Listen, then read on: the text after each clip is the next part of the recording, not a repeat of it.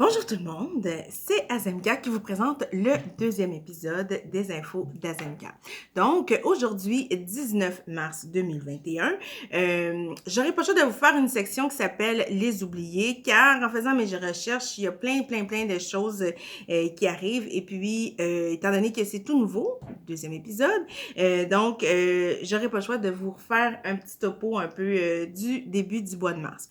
Donc, dans la section Les oubliés, on commence le tout avec le Foot Mercato qui nous parle des joueurs de la MLS. Donc, le Black Player for Change, c'est une organisation indépendante qui s'engage à lutter contre les injustices raciales présentes dans le football. Donc, ces professionnels du foot dans la MLS, dans différentes équipes, Toronto FC, les Galaxies et tout ça, ont choisi des joueurs membres du Black Player for Change et ont placé leur chandail à l'effigie de leur hashtag Together There Will Be Change.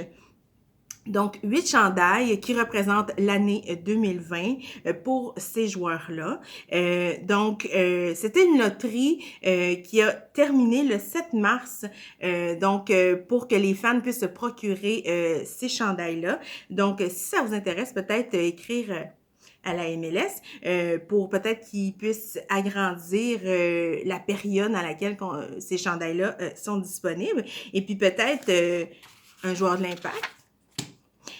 Ensuite, le 4 mars, on avait dans le Montréal Campus l'art afro-québécois, un retour d'affirmation identitaire. Donc, c'est un article qui nous provient du Montréal Campus, qui nous parle de Manuel Mathieu, un artiste visuel contemporain haïtien qui est présentement en exposition avec son œuvre Survivance au Musée des Beaux-Arts de Montréal. Donc, pour lui, on apprend dans l'article que tu n'as pas le choix de parler de ta culture, dans le sens que ça fait partie de qui tu es. L'art afro-québécois. Vous pourrez aller lire l'article. Le 5 mars, c'était ici Radio-Canada Alberta qui nous parlait de Eladj Baldé, un ancien membre de l'équipe canadienne de patin artistique qui veut se servir de la popularité de ces chorégraphies qui ont été vues à plus de 20 millions de fois sur les réseaux sociaux pour changer sa discipline. Donc, c'est un métis né à Moscou d'un père guinéen et d'une mère russe. Qui a vu Maxime Billy Fortin, un patineur d'origine haïtienne, danser sur du hip-hop et il dit que ça l'a complètement changé sa vision de lui-même.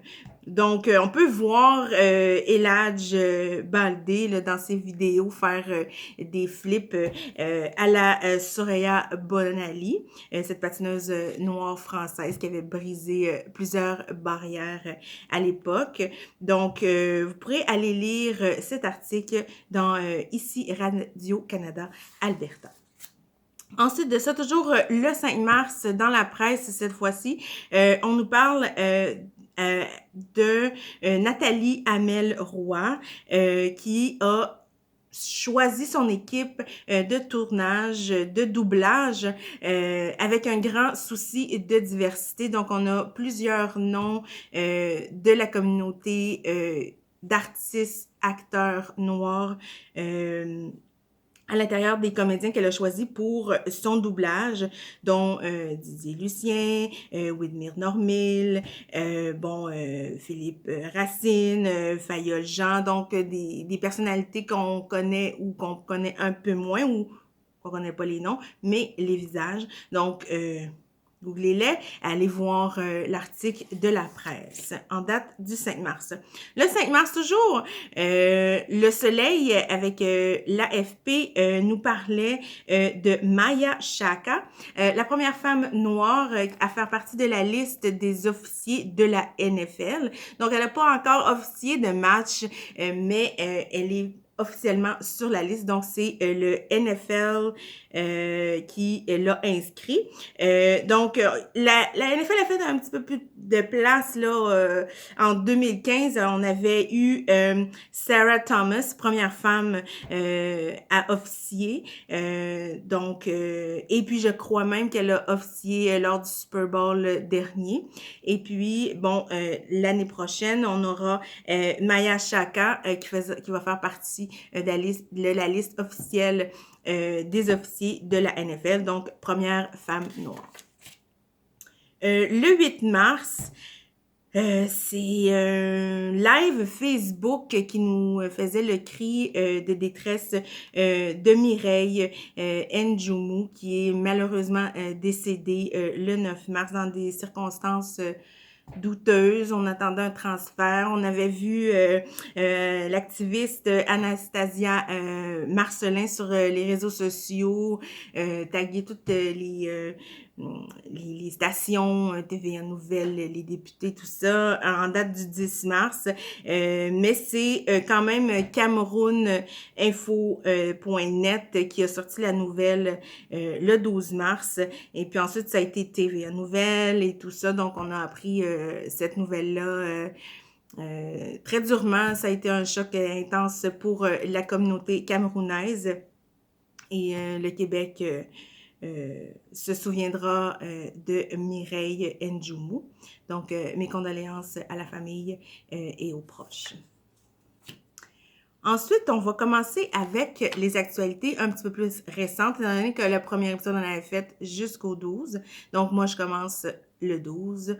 Aujourd'hui, 19 mars, on vous parle en date du 12 mars dans The Canadian Encyclopedia de Black History in Canada until 1900. So, tout ce qui est avant 1900. Donc, on nous parle de Olivier Lejeune, l'arrivée au Québec en 1629. Première fois que j'ai entendu parler de Olivier Lejeune, c'était grâce à Webster, cet historien rapper, rockstar québécoise. Donc, voilà. Donc, maintenant, de Canadian Encyclopedia nous parle de ça jusqu'en 1900. Donc, tout ce qui s'est passé en Nouvelle-France, notamment. On nous parle d'un décompte aussi, là, ça peut être assez troublant de voir tout ça. Il nous parle qu'en 1759, en Nouvelle-France, il y avait un total de 4092 personnes qui étaient sous l'emprise de l'esclavage, dont 1443 d'origine africaine. Donc, l'autre portion, c'était les Autochtones. Donc, un article assez intéressant et troublant à la fois par The Canadian Encyclopedia qui nous parle que la majorité aussi des personnes sous le joug de l'esclavage étaient dans les zones urbaines telles que Montréal, Québec, Halifax, Saint-John. Et donc, voilà. Ensuite, toujours le 12 mars, c'est Rogers Communication qui nous fait résonner les voix d'artistes canadiens, noirs, autochtones, racisés, LGBTQ, dans un souci de susciter des conversations importantes. C'est une nouvelle campagne qui s'intitule « Monte le son ». Donc, on a différents artistes comme Lido Pimenta, chanteuse canadienne afro-colombienne, ou Witch Prophet, une auteure, compositeur, interprète éthiopienne, Elisapi, cet auteur-compositeur inuit. Donc, différents artistes que vous pourrez découvrir dans l'article du 12 mars de Rogers Communication. Le 13 mars, on a vu apparaître sur nos réseaux sociaux le hashtag Free Haiti. Free Haiti À mon humble avis, arrive très, très tard. Je me souviens de la polémique, ça fait plusieurs années que Haïti est en révolte, que les gens sont dans la rue. Donc, faites vos recherches par rapport à ça. Qu'est-ce qui se passe? Le gouvernement en place veut prolonger son mandat selon ce qu'on peut sous-entendre. Il attend un peu plus pour avoir un peu plus de pouvoir. Donc, différents reportages qu'on peut aller voir aussi parlant de Free Haiti. Vous pourrez faire vos recherches là-dessus. Le 13 mars, toujours, un triste anniversaire, 3 ans déjà depuis la disparition du jeune Ariel Jeffrey Kouakou. Donc, c'était en 2018 et qui a été vu la dernière fois. Donc, Réseau Enfants Retour, 1-888-692-4673, Infocrime Montréal, 514-393-1133. Donc, à l'occasion de ce triste anniversaire, mes pensées vont à la famille. Donc, le 14 mars, c'était The Grammys. Donc, cette 63e célébration de la musique, donc The Grammy Awards, présentée sur les ondes de CBS. Host, Trevor Noah. Trevor Noah, si vous ne le connaissez pas, c'est un humoriste sud-africain, métis. Donc, il y a plusieurs shows disponibles aussi sur Netflix. Donc, c'était lui, l'animateur de cette soirée, qui a fait de nombreux gagnants, dont notre Canadien Kate Renata, qui a gagné 2 Grammys, meilleur album électronique pour Booba et meilleur enregistrement dance pour 10% ou 10%, I guess. Donc, lors de cette occasion, Beyoncé a made history pour Beyoncé fans. Donc, un 28e prix Grammy pour la diva. Donc, elle devient la femme la plus récompensée de l'histoire des Grammys. Sa fille, Blue Ivy, a gagné un Grammys pour sa collaboration parce qu'elle figure à titre de featuring dans la chanson Brown Skin Girl. Donc, premier Grammy pour Blue Ivy. Il y avait aussi Taylor Swift qui make history aussi en étant la première femme à avoir 3 fois le Record of the Year, Album of the Year. Donc, félicitations. Sur une autre note très positive, il y a aussi Tiffany Haddish. Tiffany Haddish, c'est cette comédienne noire. Il y a plusieurs aussi spéciaux d'elle sur Netflix, dont Day Ready, où elle shout-out plusieurs autres artistes féminins noirs du monde de l'humour. Donc, elle a gagné un Grammy pour son album de comédie, Comedian Album. Première femme noire depuis Whoopi Goldberg en 1986. Une note un peu moins positive, c'est le Canadien The Weeknd qui a déclaré ne plus vouloir, soumettre sa musique aux Grammys. On se souvient que lors des nominations, il avait été boudé, malgré le fait que son album avait été très, très, très populaire, peut-être même le plus populaire. Donc, The Weeknd ne fera plus jamais affaire avec des Grammys. Ensuite, le 15 mars, on avait dans le NBC News un article qui nous parle de l'auteur Deborah D. Douglas. C'est une journaliste, professeure qui a gagné plusieurs prix. Elle a sorti un livre A Traveler's Guide. Donc, c'est pas comme un Green Book, qui révèle tout ça, mais c'est vraiment, ça s'intitule Moon US Civil Rights Trail. Donc, dans l'article, on parle, des fois, dans les villes du Sud, tout ça, il y a des lieux qui sont historiques et on n'est pas au courant de ça. C'est comme pardon, c'est comme caché. Donc, 16 villes, 16 villes du sud des États-Unis qui font le US Civil Rights Trail de Deborah Douglas. Donc, vous irez voir ça. Ça nous fait penser à Rito Joseph qui fait des tours de Montréal avec un accent plus afrocentriste. Donc, moi, j'ai découvert Rito dans le reportage d'Isabelle Racicot. Pour mes fils, quelque chose comme ça, je me souviens plus. Le reportage, puis on la voit avec lui dans le vieux Montréal et tout ça. Très intéressant, tout ce qu'il peut faire. Et nous apprendre. Ensuite, le 15 mars, toujours, dans le Weekly Challenger, donc, on nous parle du Black History 360. Donc, an inclusive account of American history. Donc, c'est un curriculum, c'est un producteur Kevin K.O. Cates, producteur renommé, qui a fait cet album-là. Mais qui a produit l'album, l'album vient avec une encyclopédie. C'est un chercheur qui, lui, a décidé de s'attaquer à l'histoire afro, les collaborations, tout ça, des Noirs tout au long, jusqu'au temps moderne.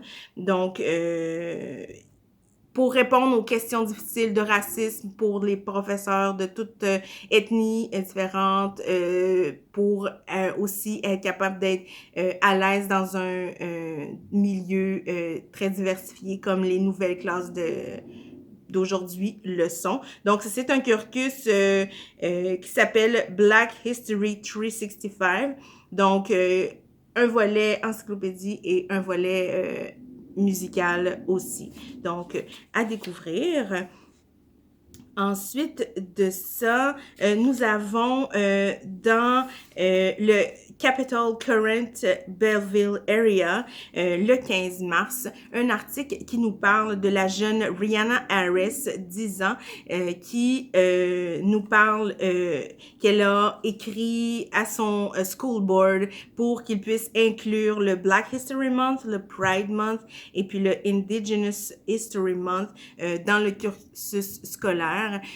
Tout ça, ça vient de toutes les manifestations qu'il y a eu par rapport au mouvement Black Lives Matter qui a beaucoup pris de l'ampleur durant l'été 2020.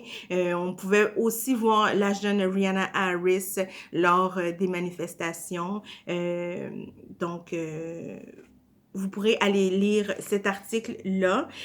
Donc, la jeune nous disait que c'est difficile pour elle, étant donné que c'est dans une école majoritairement blanche, et puis que quand on parle de sujets difficiles, toutes ses collègues la regardent. Donc, oui, il y a des moments difficiles à travers l'histoire noire, mais elle souhaite qu'on puisse célébrer aussi les côtés positifs et tout ce que les Canadiens noirs ont pu aussi apporter à la société canadienne.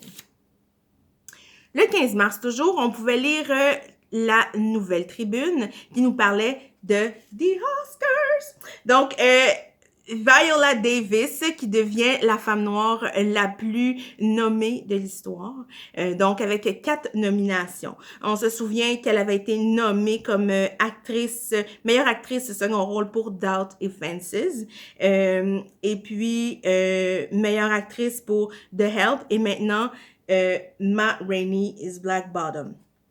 Donc, ma Viola Davis préférée. Donc, elle a dépassé en termes de nomination sa collègue de jeu Octavia Spencer, qui, elle, en a 3. Sinon, ils font partie, les 3, d'un club assez sélect en tant de femmes noires ayant plus d'une nomination, et l'autre qui les joint, c'est Whoopi Goldberg. Encore une fois, Whoopi. Donc, dans le 15 mars, mars, le PR Daily nous parle du Beyond Black History, cette nouvelle initiative du NAACP, donc ce mouvement, cette organisation qui est très, très militante pour les droits des Afro-Américains, veulent que la nouvelle avenue pour le Black History Month, ça soit pas seulement un mois, mais vraiment tout au long de l'année. Donc, avec leur hashtag 28 Days Ain't Enough, Vanessa M. Bonu et Travon Williams nous parlent de leur projet marketing et tout ça dans le... Elle, c'est une directeure de contenu visuel, donc c'est vraiment une campagne qui vise à promouvoir tout au long de l'année de Black History. Ensuite, le 16 mars, une jeune Nigérienne, on apprenait ça dans le Afrimag, qui a gagné le Global Open Mathematics Tournament, donc 15 ans. Félicitations à Faith Odunuzi, championne du monde. Ensuite, 16 mars toujours, Radio-Canada Sport, on voyait un reportage de Xavier Jourson qui va à la rencontre du nouveau chef de le club de natation l'entraîneur-chef, pardon, du club de natation régional de Beauce. Donc, Ousseynou Mbaye, donc ce Sénégalais qui est arrivé en Beauce par amour, donc nous parle comment il a conquis le cœur de ses athlètes qui parfois pouvaient peut-être avoir été un petit peu plus réticents à son égard. Donc, c'est une capsule qu'on peut voir les deux échanger et il y a aussi un texte dans Radio-Canada Sport. Ensuite, le 17 mars, dernière fiche. C'est le Marseille Newsnet qui nous parle de Dove Men Plus Care, son partenariat avec le National Basketball Association lors du March Madness. Donc, pour promouvoir aussi les champions hors du terrain, parce que souvent, trop souvent, l'homme noir est associé à un athlète sportif, donc on voit pas autre perspective d'avenir pour eux. Donc, c'est tout le côté entrepreneurial des artistes, tout ça, donc, qui mettent de l'avant avec cette campagne de marseillenews.net. Vous pourrez aller lire ça chez Dove Men Plus Care. Donc, si vous avez aimé le contenu, partagez. Si vous aimez mon chandail, c'est Lindsay Marcellus. Donc, googlez tout ça. Cherchez-la sur les réseaux sociaux. Cherchez-moi sur les réseaux sociaux aussi. Instagram, Twitter, Facebook. Donc, partagez.